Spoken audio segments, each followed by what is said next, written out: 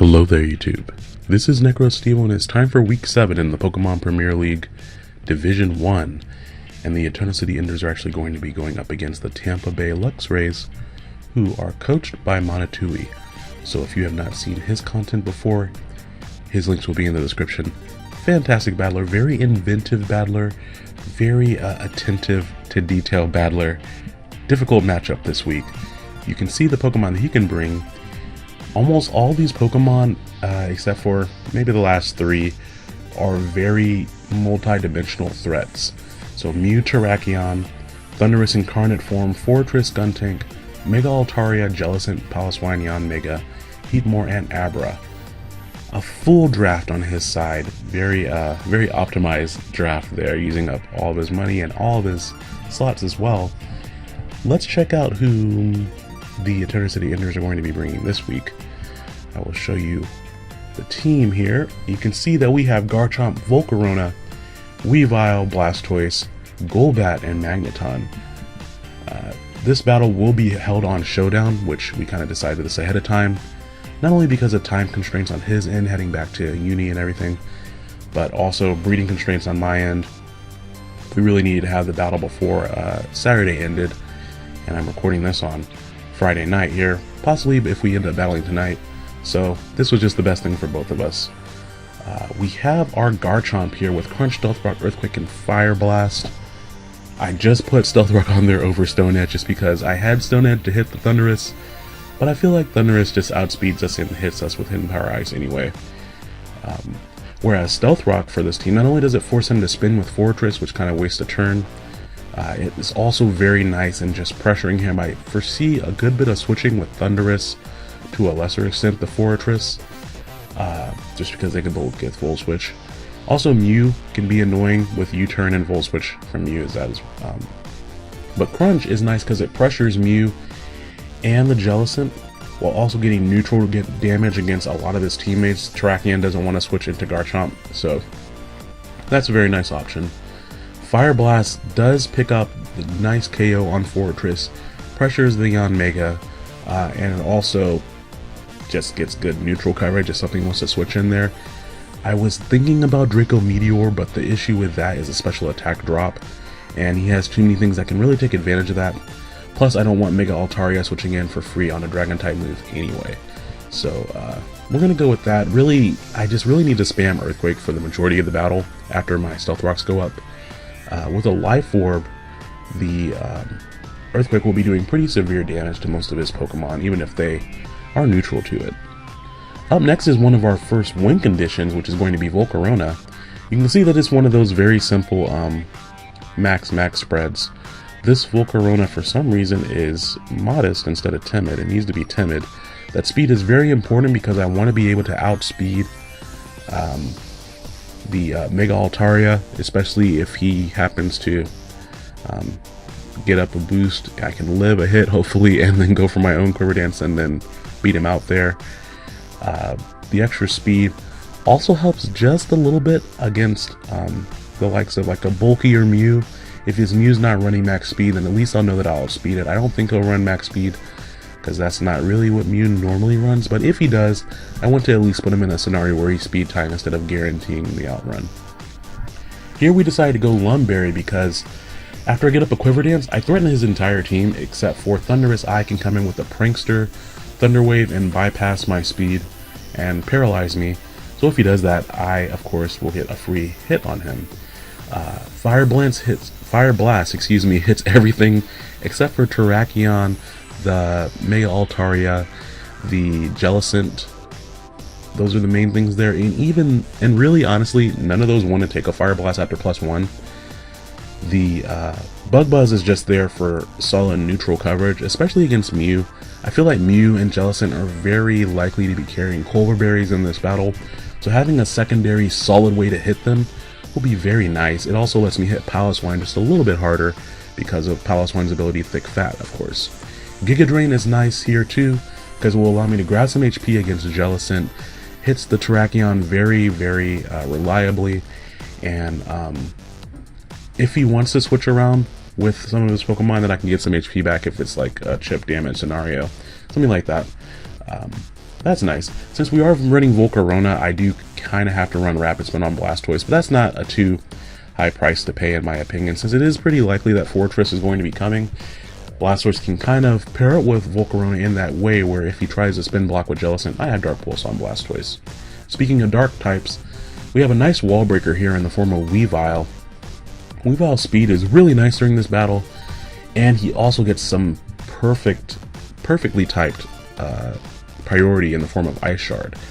Of course, that's going to be doing neutral damage to Terrakion, and also neutral damage to the Paloswine, but that's not really why it's there. It's really there to hit Thundurus, in case it happens to be a weird agility Thundurus. It hits the Mega Altaria if Altaria happens to get up some speed. I don't think he's bringing on Mega, but if he does, that is not reliable for him to kind of protect and get some speed, because even a non-boosted Ice Shard does over 60% to Yanmega. So I just really like that extra insurance. I am running Night Slash instead of Knockoff this battle, because of the possibility of so many Colbur Berries. Knockoff just seems like it's going to be a waste of a slot, so Night Slash will be doing a little bit more reliable damage, just more consistent overall, and I get a nice higher critical hit ratio. Nothing to rely on, but if I can kind of spin that in my favor, I would definitely like those critical hits where I can get them. Also, Night Slash, if he tries to switch in Mega Altaria, will do more damage to Mega Altaria than Knockoff will, so that's nice too. Really got to make sure Weavile doesn't get burnt or anything, so we need to get rid of some Colbur Berries and such before we send him into battle here. Up next is a little bit of glue for the team. With Mega Blastoise, we're running a very strange Mega Blastoise, and I actually do want to breed this at some point, but in theory this is fantastic against his team. A brave-natured Mega Blastoise with Dark Pulse, Scald, Aqua Jet, and Rapid Spin. It can take care of the rocks or spikes or toxic spikes if Fortress tries to put up any of those, which all three would be pretty annoying to my team. I know he knows that, so it's imperative to bring some type of entry hazard removal this week. Dark Pulse and Scald hit his entire team neutrally besides the Mega Altaria, which I do want to go with Scald here instead of something else just because I might score the burn, which could be nice. The Aqua Jet is there just for Terrakion, just because Banded Terrakion is actually a pretty big threat to my team with his speed level and just the sheer wall breaking power. If he locks himself into close combat, then he's looking at -1 defense taking a hit. Now this EV spread is very specific. With 248 HP and 60 defense, I can take any hit from Banded Terrakion and retaliate back, even after Stealth Rocks, and sometimes after a layer of spikes is kind of a rule at that point. But in that scenario, where something goes down and I bring it in, then I'm free to fire off a Scald. If Terrakion has -2 defense or even -1 defense, then I'm in a position where I can much more easily go for Aqua Jet. And Aqua Jet is also nice in this scenario to get off a little bit of extra chip damage against things like Thundurus, against things like Paloswine or Yanmega, just because they're going to assume they're going to outspeed my Blastoise. Especially after initially he sees, oh, well, looks like he's a little bit slower, bulky of a Blastoise. Incorrect, sir. We have Aqua Jet. So it'll be nice to tag on a little bit of extra damage in certain scenarios. They're kind of taking a page out of Cooper's hat there. If you guys haven't seen Cooper Kashiro use Empoleon with Aqua Jet, kind of a mixed Empoleon, this is the same idea. The speed there is very weird. That's just to put me at base at 90 speed, which is nice in case his Jellicent doesn't have any speed investment, which I think he might, but if he doesn't, then I'll still be able to outspeed Jellicent even after my minus speed nature. The special attack is just to ensure that I'm always able to 2-hit KO Paloswine with Scald, because Paloswine can hit pretty hard, even uninvested, so I want to make sure I can still check that regardless of kind of what's going to happen here. The extra special attack nature, even though I'm going Brave, also allows me to pick up a little bit of extra damage against Mew and very reliably check Jellicent even with Dark Pulse, so I want to have those options with Blastoise. Now, the other side of our defensive core here, because I am worried about things like Terrakion, things like Mega Altaria setting up, is going to be a very interesting Golbat. It is Brave Bird Toxic Super Fang Roost with 244 HP, 220 defense, and 44 special defense. That defensive investment with that HP makes it so I always live a Life Orb Terrakion Stone Edge, and furthermore, if he happens to bring a specially offensive Mega Altaria, it won't be able to touch Golbat just because of the extra 10% from the careful nature and the modest investment. And if he tries to do some Heal Bell shenanigans and have a really bulky Altaria or a really bulky Jellicent, then I get to Toxic those, and I can even Toxic Mew and have it synchronize back and not affect anything. And I can then roost up from that range. Brave Bird is just there to kind of throw off, or if I need to, if there's just, oh man, I need to hit something now, then I can throw off a Brave Bird for a little bit of extra damage. I don't anticipate using that very often, but it, you know, it'll be nice just to hit something with that. The final Pokemon in this team is my Magneton, and even though we're talking about Magneton last, he's actually my most likely lead against Monotui. Magneton has Thunderbolt, Flash Cannon, Volt Switch, and Magnet Rise with 228 HP, 252 special attack, and 28 speed. The speed is just there in case Jellicent tries to speed creep a max speed Rhyperior at 102 speed. Then I can outspeed that by 1 point. I really wanted to put a lot of extra bulk on the Magneton because honestly, his speed tier is a little bit weird this week. So there's no point in investing a lot of speed. And if I went modest, I would have to invest in a lot of speed. So we want extra bulk. The special attack investment here still allows me to 2-hit KO Thundurus or Fortress, which if they don't carry the right coverage moves, they can't touch Magneton. And I'm pretty sure at least one of them is coming. So I want to be in a position where I can at least check them somewhat. And if I have Magnet Rise and I get that off early enough before the Mega Altaria comes in, if it's best move to hit me is Earthquake, then it won't be able to touch me and I can hit it with a Flash Cannon, which would be Prime. The only other thing there is a little bit more random things like Paloswine or Yanmega with Earthquake or Heat Wave. And I can get up Magnet Rise against Paloswine and hit it back with Flash Cannon. I just really didn't need Hidden Power or anything this week, so I kind of went for the ability to switch around or the ability to score extra damage. Magneton is also pretty nice because he blocks Thunder Waves from Thundurus Eye instead of me having to risk switching in Garchomp, because he'll block the Thunder Wave and resist the Hidden Power Ice. So that's a great option to have as well. So I hope you guys enjoyed this little team builder, and look forward to the battle that I have against Monotui and the Tampa Bay Luxrays. After this battle, we'll be having a break. So we got to go into this. This is a really important match because he actually has the same battle differential as I do at 4-2. So we must win this match. And at the same time, enjoy it too. So thank you guys for watching, and enjoy the battle. Alrighty guys, we are back, and it's time for this battle. We can see that he has brought Thundurus alongside Mew, Terrakion, Yanmega, Paloswine, and Fortress.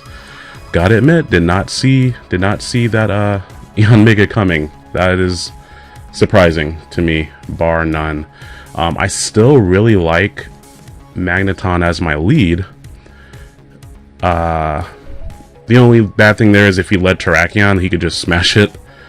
But if he did that, then I could easily switch out into my Golbat too, because he'd be going for the fighting type move.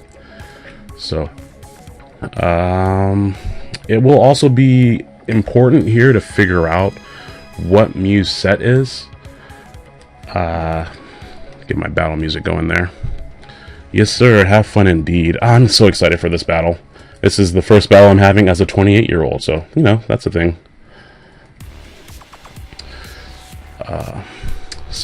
If I lead with Magneton and he leads with Terrakion, then I have to go into Golbat. If I lead Magneton and he leads with anything else, I can just hit it for the most part, which is really nice. If he happens to lead Paloswine, then I can Magnet Rise too. But I imagine he'll lead Fortress, Thundurus, or Mew, as I said in the team builder. So we're going to go ahead and choose that for our lead, and let's get right into it. He does lead Fortress. Oh, fantastic. So right here I can actually just Magnet Rise and then Thunderbolt him, just in case he has the ground type move. I don't want to risk him having that. He can't switch out anyway. He's probably just going to set up his Stealth Rocks, which is fine. We just get a free Thunderbolt here. And he's probably going to set up spikes. Toxic spikes. Okay. I see, sir. So here I can really just go, I could go Volt Switch, but let's see what he does knowing that I have the Magnet Rise. He explodes. Oh, okay then. Well then. So that wasn't expected, but I'll take it there. The Custap is kind of annoying. I'm surprised I didn't use the Custap to get up more injury hazards, actually. But that is fine. At least with the Magnet Rise here, he can't go into Palace Wine. Or if he goes into Terrakion, he can't rely on the ground type move. He has to go for the fighting type move. I was worried in my team prep of him having Bulldoze or Earthquake on the forward, just because that seemed so obvious there. But so Magneton KO'd the Fortress, which is perfect. Didn't even need a hidden power. Now here I imagine he'll go into the Terrakion or the Mew, depending on the coverage that Mew has. I really like that he has Yanmega and Thundurus, just because if I get a Stealth Rocks or even just Weavile in the back, I don't have to worry about Colbur, Barry, Jellicent, for example. So this is pretty cool. Now, if I happen to get off a Quiver Dance rather with my Volcarona, then I won't have to worry about that. We do have to deal with Air Balloon Terrakion, which is nice though. That means he's not banded. That means he's not Life Orb. That means that a lot of my Pokemon can lift his hits really well. I'm going to drag the calculator off of this page here. What's the best way I get? Okay, so since he's in with Terrakion, since he's Balloon Terrakion, I imagine he actually probably has some setup property, whether it be Swords Dance or the Rock Polish rather, excuse me. Lost my train of thought. I don't think he'll try to set up this early. He could. I'm pretty sure even without a Life Orb, he can KO my Magneton. I can just make sure of that really, really fast here. But,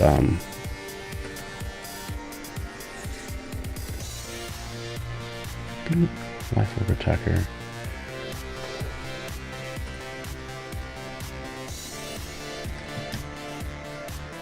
Okay. And so that's with a lot of HP.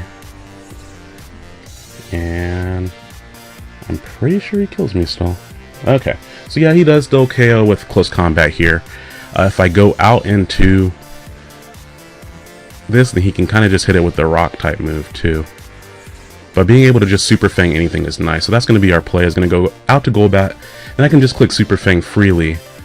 Because since he doesn't have Life Orb, I'm not even in range of getting KO'd by a single one there, even after the Stealth Rocks, which is nice. So he does just go close combat, which is nice. He gets the special defense drops, which is also nice. I could also fire off a Toxic here, because nothing he has is immune to Toxic. I imagine he's just going to want to go for the rock type move though. But we're just going to go Super Fang to catch anything switching in. Now that I know that he's not banded, I think that's going to be... Yeah, I think that's going to be my best move. I could also, let's see, fire off a Toxic or go for the Super Fang. I feel like he has to switch out here because he wants to preserve that balloon. If he does switch out, he'll probably switch out to Mew if it's bulky. He could also switch out to Piloswine, which would be annoying. So if he switches out to either one of those, the Super Fang is pretty good on both of those too. So yeah, we're just going to go Super Fang, see if he switches out. If he stays in, I get off a good amount of damage and I pop the balloon.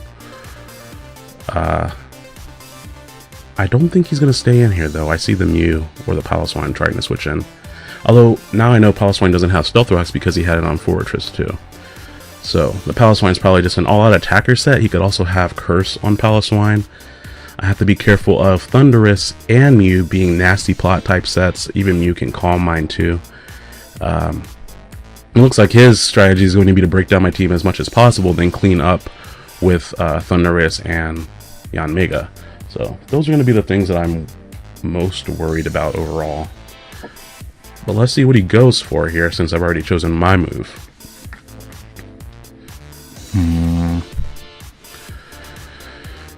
I am hopeful that he switches out here, actually. Granted, I don't know. If he stays in, he can't KO me either. So he does just go straight for close combat. That's a little bit odd. Maybe he expected me to double. but there we go. So we get to pop that balloon nice and early. Here I get to roost, which is really, really nice. So I'm definitely going to take that free opportunity to roost up. Because, oh no, the Stone Edge still KOs. I didn't know if the Stone Edge would KO there without the Life Orb, which is fine. I think I have to go into Blastoise and take this free opportunity to get rid of these stupid hazards, though. So we are going to take that opportunity where we can, for sure. He might use this as a free switch into his Thundurus. If he does that, though, I can switch out into my Magneton. Or, yeah, that's going to be my best overall play for sure, is to switch back on the Magneton.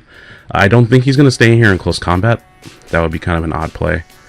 So we just get the Mega Evolve and Rapid Spin here, because those entry hazards are going to be annoying, especially for our Volcarona. So he does just stay in close combat. It does not quite KO us. We get to Rapid Spin off here. And this is that situation I was talking about where I get to Aqua Jet, because I think he's just going to close combat more. So let's just try Aqua Jet here, because it'll definitely KO after all those drops. So it would be really nice to get rid of Terrakion this early, because he might think I'm going to switch out here, or I need to write down that Golbat was KO'd by the Terrakion. It's very interesting that he didn't bring the Altaria. I guess he was worried about overemphasizing that ice weakness that Weavile really takes advantage of. Although this team structure really makes me think of Colbur Mew, just because he doesn't really have anything to take knockoffs now. Oh yeah, so I am able to pick off Terrakion with Aqua Jet, which is awesome. That's exactly the scenario that I planned for. So we don't have to worry about anything else coming from Terrakion, which is awesome. Now he's definitely going to go into, he could either go into Yon, Mega, and Protect, or go into the Thundurus. If he goes into Thundurus, I'm switching out, because why not save my Blastoise? If he goes into Yon Mega, I imagine he'll just Protect, so I will switch out from that too. Yon Mega does get access to annoying coverage like Earth, not Earth Power, but like Heat Wave and Ancient Power. I guess I have to be aware of Air Slash flinches too. But other than that,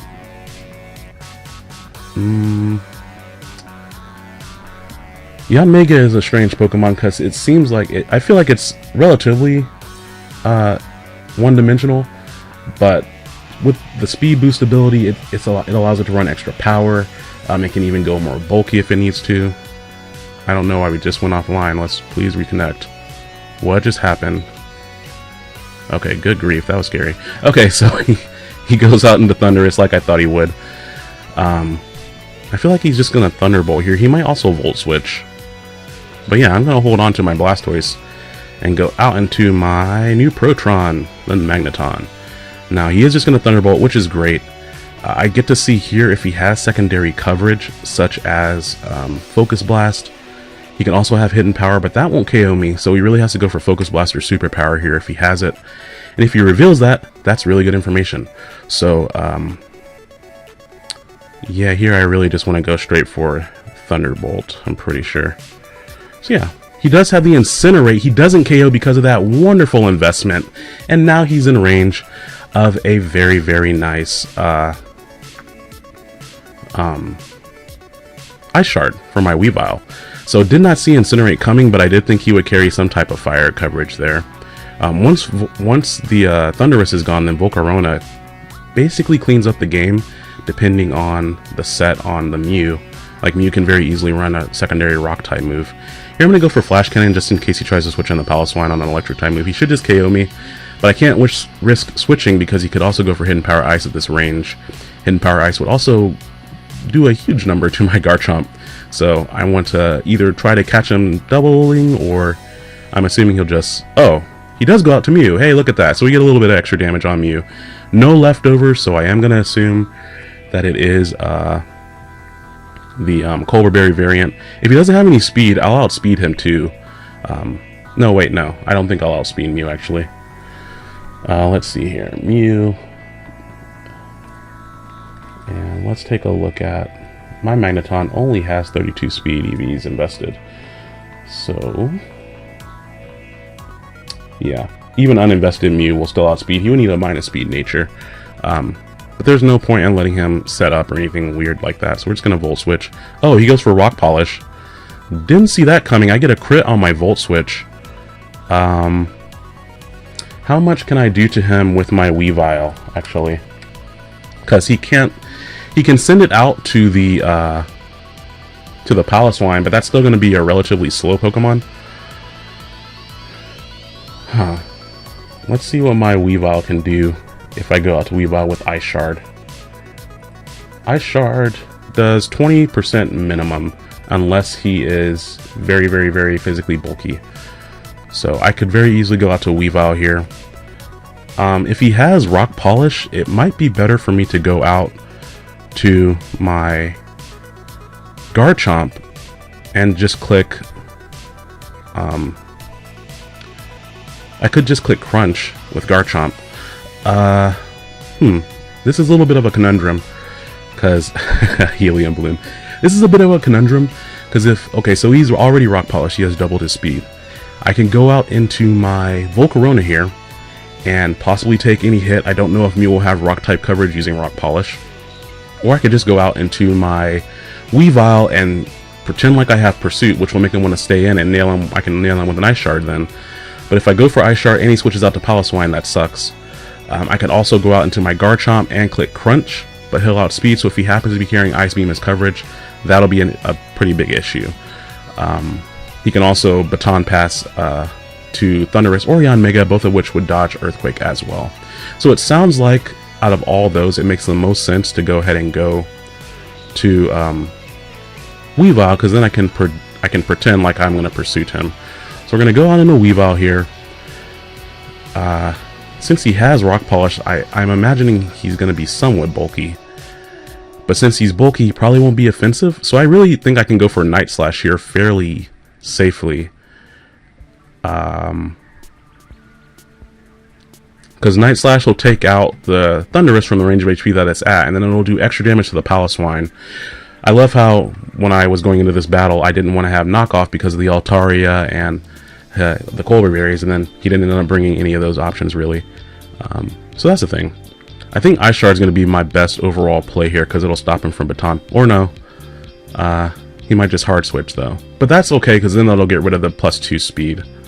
So I feel like he has to send it into Piloswine if he wants a chance of doing anything in this battle. So in that case, Night Slash is the best overall play. So let's just see what he goes for. I feel like he might also hard switch out here just because there's a chance he could have some type of recovery on it. This is a little bit of an odd situation that I didn't foresee. I saw Mew maybe going Calm Mind or something like that. He does just go for Rock Slide. I thought he might have coverage, Rock type coverage, which is why I didn't go into Volcarona.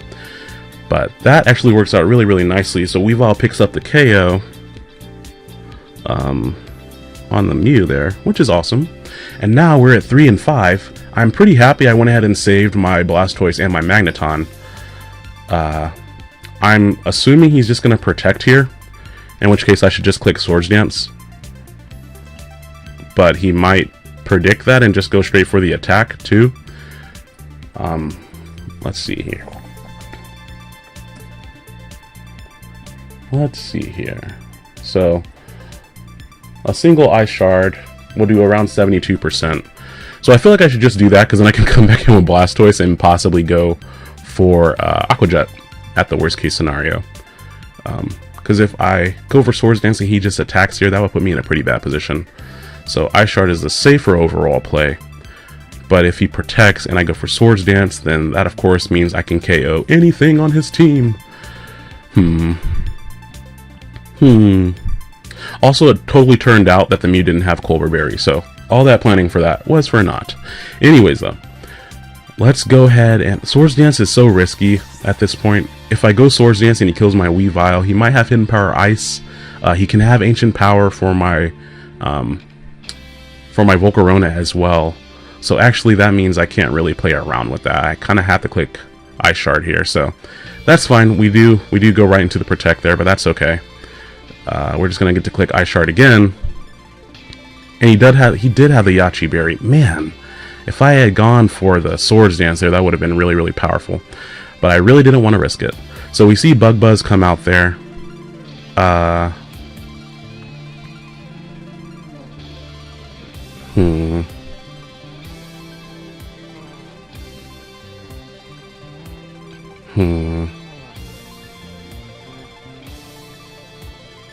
Interesting. I'm in a little bit of a conundrum here. I really should have clicked Swords Dance there, because now he's at +2 speed instead of just +1. I'm gonna assume he has Hidden Power Ice.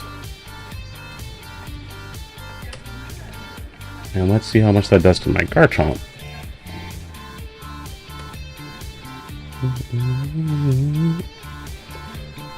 Hidden Power Ice will always KO my Garchomp, so that sucks.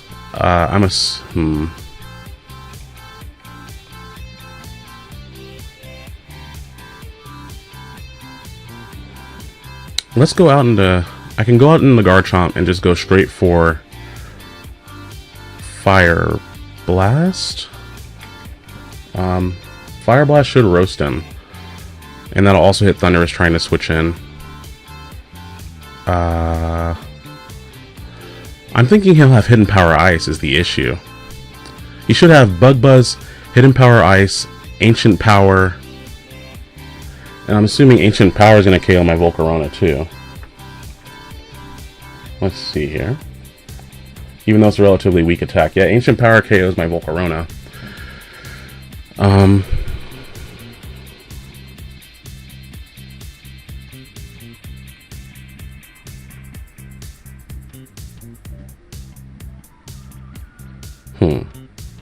So yeah, we're going to go out into Garchomp and click Fire Blast then. I think that's going to be my best play to make here. Let's see if he has the Hidden Power Ice. He might also switch out. But now that he has all this speed, I can't really play around with him. Although Crunch might just put him in range of an Aqua Jet from Blastoise, which would be a little bit more safe.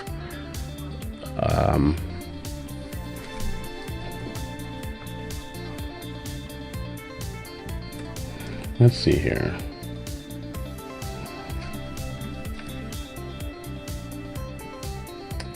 The issue is, if I predict wrong here, this battle's over, unfortunately. So, we kind of need to play this. So, Aqua Jet does around 15%. So, Garchomp with Crunch.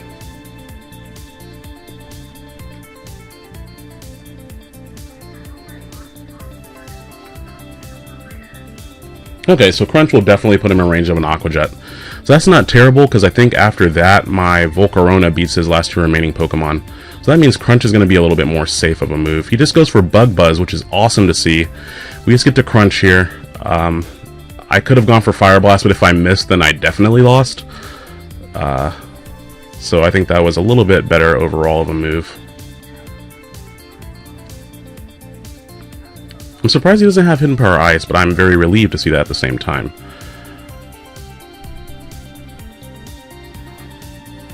That Crunch actually did a little bit less than I thought it was going to do, leaving him at 21%.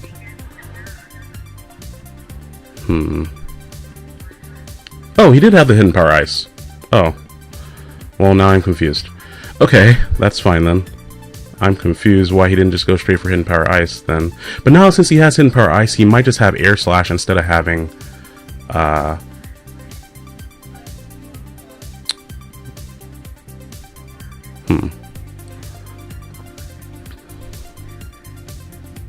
Man, I could have just gone for Fire Blast and KO it. That would have been great. But I want to play safe here. This is going to be your roll if this knocks him out or not, unfortunately. You could definitely just protect, too. Oh, okay. That's why. His team builder says HP ground, but it turns out that he had HP ice. Okay, I'll definitely take it. Yeah, let's just try to KO here with the Aqua Jet. He'll probably just protect, I'm imagining. Oh, we do pick up the KO with Aqua Jet. Thank goodness. Okay. We get one more hit off here, which is also pretty nice. If he brings in Piloswine, I should outspeed it too. So Blastoise was able to kill the Terrakion and the Yanmega, and get rid of those entry hazards, the real MVP here. Unfortunately, Garchomp went down to the Yanmega, which is annoying, but you know, what can you do there? Now I imagine he's just going to go back out into Thundurus.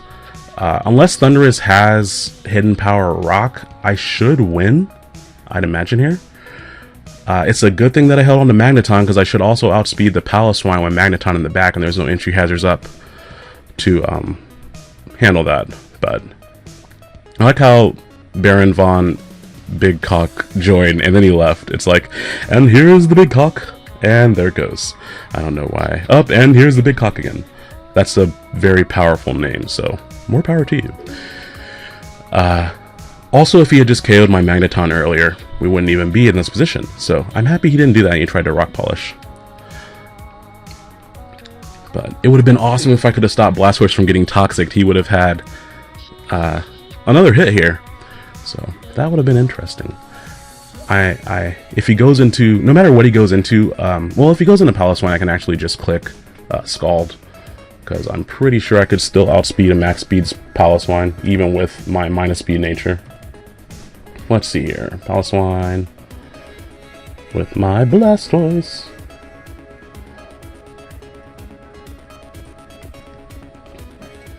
This is a Brave Nature with 8 attack. Oh, he decides to go out here. Awesome. So here, the best play is just the Aqua Jet, honestly. I could get a crit and KO him, but that means that I also just get to click Bug Buzz with my Volcarona and KO him instead of having to rely on Fire Blast. So we just Aqua Jet here. 16%. Ah, if there were Stealth Rocks up, that would have been another KO for Blastoise there. Good job, Blastoise, buddy. So Blastoise ended up KO'd by the Thundy, which is annoying, but what can you do there? When to go out into Volcarona here, we know that he has Incinerate and Thunderbolt. I'm imagining he has the whatever Thunder Wave, something like that. Let's see. If he just goes straight for Thunder Wave, which would be awesome if he does that, because I have a Lumberry, I want to make sure that I can KO him with this Bug Buzz here is the only thing.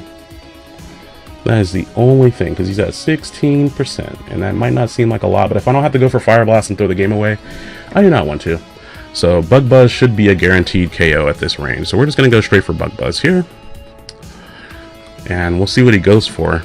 He will outspeed. I just hope that he tries to use Thunder Wave here. Please try to use Thunder Wave.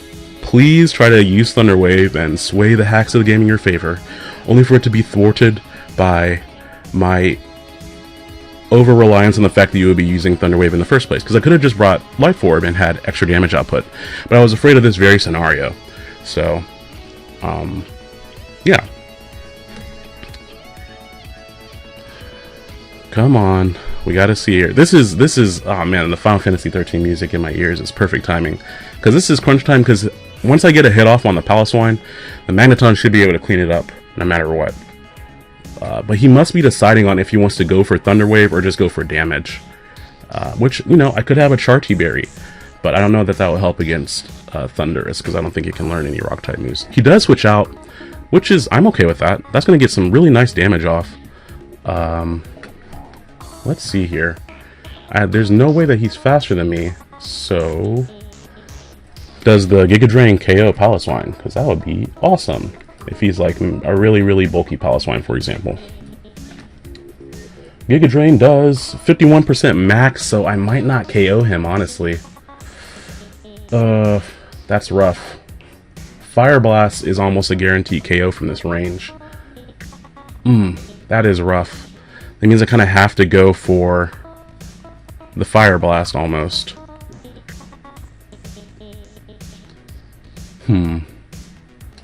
Fire Blast has a better chance of KOing him than Giga Drain does, because Fire Blast, ooh, I only need a mid roll with Fire Blast, whereas I need a high roll with Giga Drain, and I'm assuming he has the Rock type move just because it's a Paloswine. Earthquake won't KO me, which is nice, but unfortunately here I have to go for Fire Blast, and we hit it, and we KO him. Yes, I only needed a medium roll there to KO. that Pokemon. Here I can just go for a very, very nice Bug Buzz to seal up the game. And we're going to win this 2-0. Woo, that was a close battle. That was a very close battle. I'm very happy that a lot of my weird sets like Aqua Jet Blastoise ended up paying off. So he was clearly the MVP there. I definitely overpredicted against the Eon Mega, which put me in an overall much worse position, but it's nice that he forgot that he had the right hit and power, because that allowed me to get off a little bit extra damage on the Eon Mega too, which allowed Blastoise to KO it. So, yeah, thank you guys so much for watching this battle. Thank you very much to Monotui for the battle. Make sure you go check out his side, which I'm sure he'll have his side of the battle up as well, coming up on probably Monday. And in the meantime, I hope you guys have a great week. Actually, 2 weeks, because the PPL is going to be off for a week. We're taking a break. Not from each other, just, you know, we're going to go see other people, do other things type of deal. What is nice is that during that time, I'll actually be able to get back to some of my typical uploads. So look forward to those as well. And we'll have, you know, cool stuff to look forward to. Alright guys, I'll talk to you later. Bye.